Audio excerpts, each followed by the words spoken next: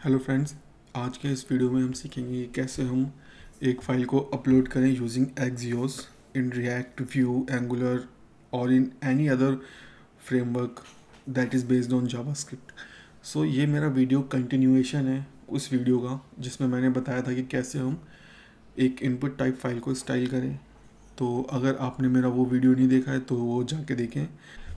अगर आपको पहले से ही पता है कि कैसे हम एक फ़ाइल को स्टाइल कर सकते हैं तो आप उस वीडियो को स्किप कर सकते हैं। So without wasting time let's get started. So एक फ़ाइल को सर्वर पे अपलोड करने के लिए सबसे बड़ा चैलेंज है कि कैसे हम उस फाइल को गेट करें।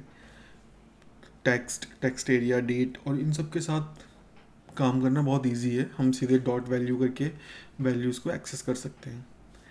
सो हम similar kind of cheese file के साथ भी करते हैं, बट थोड़ा डिफरेंट वे के साथ। कुछ चीज़ें बदल जाती हैं जब हम फाइल के साथ डील करते हैं। तो आइए देखते हैं वो क्या चीज़ें हैं। तो अभी तक हमने देखा कि जब मैं इस पर क्लिक करूँगा तो मेरे पास ये डायलॉग आ जाता है और मैं कोई भी फाइल सेलेक्ट कर सकता हूँ। अब देखते हैं कि कैसे जो फाइल मैंने सेलेक्ट की है उसको हम गेट कर सकते हैं।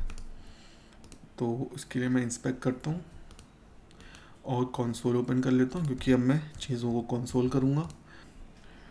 तो अब मैं चीज़ों को कंसोल करूँगा। तो सबसे पहले देखते हैं कि कैसे हम अपनी सेलेक्टेड फाइल को गेट कर सकते हैं।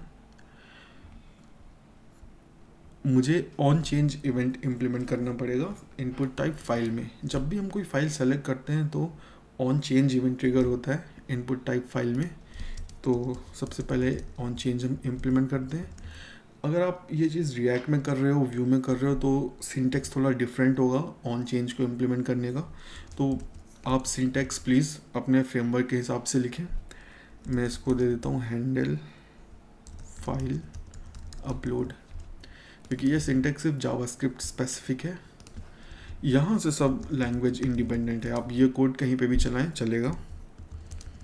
ठीक है, अब मुझे फाइल जो मैंने सेलेक्ट की है वो गेट करने के लिए मुझे एलिमेंट चाहिए होगा।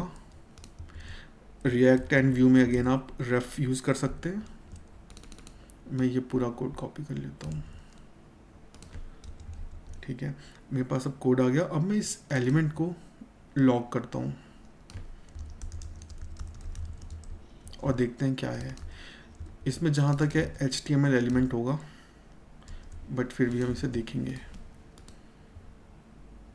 कि अपना मेथड कॉल हो रहा है कि नहीं। यस, अपना मेथड कॉल हो रहा है, मुझे HTML मिल गया। अब मुझे वो चाहिए फाइल जो मैंने सेलेक्ट की है, तो उसके लिए मुझे यहाँ पे करना पड़ेगा element dot files and zero index पे, क्योंकि मैं मल्टीपल फाइल भी सेलेक्ट कर सकता हूँ यूजिंग मल्टीपल एट्रीब्यूट। बट अभी हम एक सिंगल फाइल से डील कर रहे हैं तो ज़ीरो इज़ इनफ, क्योंकि हमें पहला एलिमेंट चाहिए। तो मैं सेलेक्ट करता हूँ और यहाँ मेरे पास जो फाइल मैंने सेलेक्ट की है वो फाइल मेरे पास आ चुकी है, आप देख सकते हैं। और उस सारी फाइल के एट्रीब्यूट्स यहाँ पे अवेलेबल है।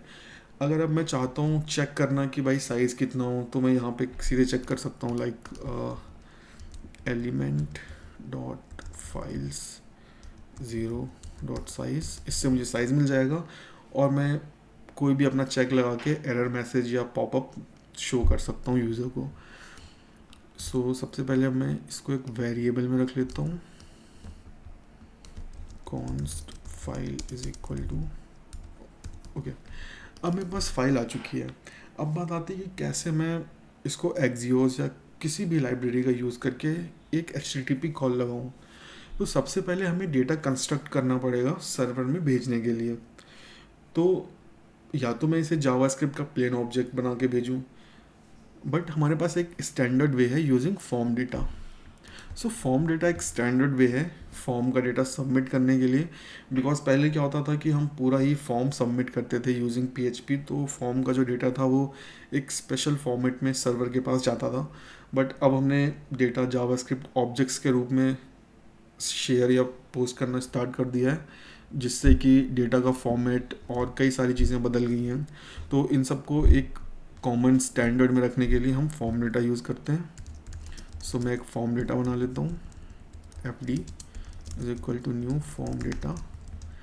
और अब मुझे इसमें अपना डेटा अपेंड करना है, तो FD डॉट अपेंड और यहाँ पे की का नाम फाइल मैं क्या रखना चाहता हूँ, ये यूज़र डिफाइंड है, जो भी सर्वर में की डिफाइंड है, फाइल फोटो कुछ भी, और यहाँ पे बस फाइल, दैट्स इट, मेरा डेटा सेट हो गया। ये सेम ऑब्जेक्ट की तरह ही बिहेव करता है, बट ये एक स्पेशल ऑब्जेक्ट है।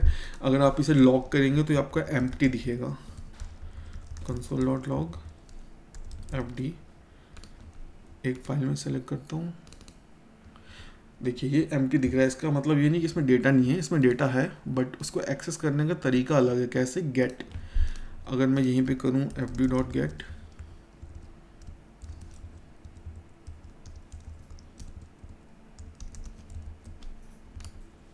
और कोई फाइल सेलेक्ट करूँ,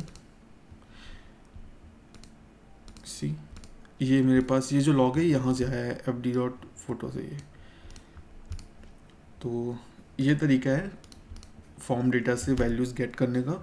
हम इसमें अपनी कोई भी लाइक नॉर्मल पोस्ट के लिए भी फॉर्म डेटा यूज़ कर सकते हैं। अगर मेरे पास कोई एडिशनल की है तो मैं यहाँ पे वो भी ऐड कर सकता हूँ, फॉर एग्जांपल एफ नेम, और यहाँ पे कोई भी वैल्यू XYZ।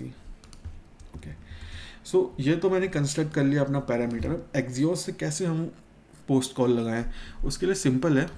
एक्सियोस का जो मेथड है वो आप एक्सियोस इंपोर्ट कर लो, npm से या yarn से इंस्टॉल करके एक्सियोस डॉट पोस्ट, उसमें हम URL डालते हैं।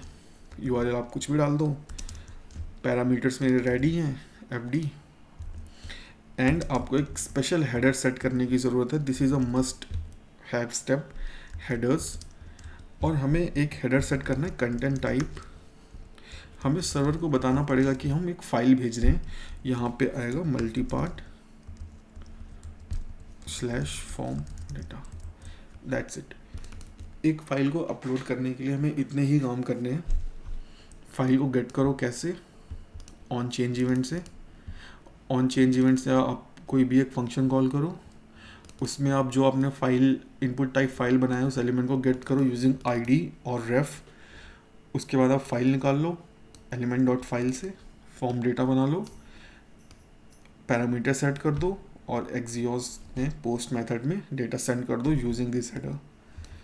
सो दैट्स इट। सो हमें इतने ही स्टेप करने होते हैं एक फ़ाइल को सर्वर में अपलोड करने के लिए। Please let me know in comments if you have any questions regarding this.